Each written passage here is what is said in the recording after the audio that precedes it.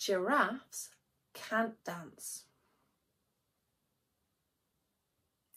Gerald was a tall giraffe whose neck was long and slim, but his knees were awfully bandy and his legs were rather thin. He was very good at standing still and eating shoots off trees, but when he tried to run around, he buckled at the knees. Now, every year in Africa, they hold the jungle dance, where every single animal turns up to skip and prance. And this year, when the day arrived, poor Gerald felt so sad, because when it came to dancing, he was really very bad. The warthogs started waltzing, and the rhinos rock and rolled. The lions danced a tango that was elegant and bold. The chimps all did a cha-cha with a very Latin feel, and 8 baboons then teamed up for a splendid Scottish reel.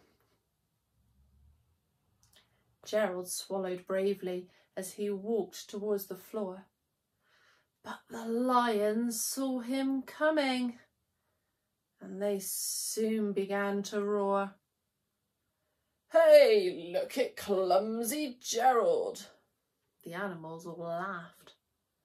"Giraffes can't dance, you silly fool. Oh, Gerald, don't be daft." Gerald simply froze up. He was rooted to the spot. "They're right," he thought. "I'm useless. Oh, I feel like such a clot." So he crept off from the dance floor and he started walking home. He'd never felt so sad before, so sad and so alone. Then he found a little clearing and he looked up at the sky. "The moon can be so beautiful," he whispered with a sigh. "Excuse me," coughed a cricket, who'd seen Gerald earlier on. "But sometimes, when you're different, you just need a different song. Listen to that swaying grass and listen to the trees. To me, the sweetest music is those branches in the breeze. So imagine that that lovely moon is playing just for you. Everything makes music, if you really want it to." With that, the cricket smiled and picked up his violin. Then Gerald felt his body do the most amazing thing. His hooves had started shuffling, making circles on the ground. His neck was gently swaying and his tail was swishing round. He threw his arms out sideways and he swung them everywhere.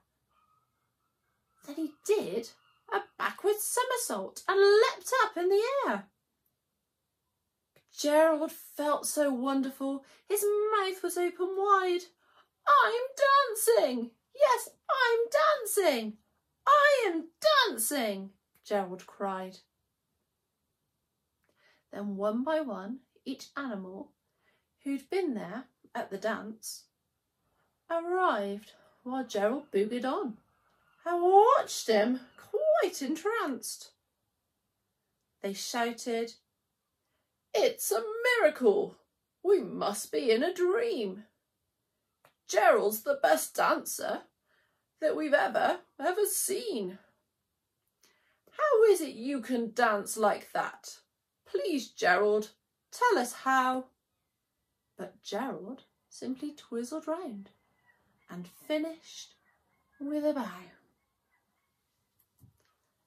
Then he raised his head and looked up at the moon and stars above. We all can dance, he said, when we find music that we love.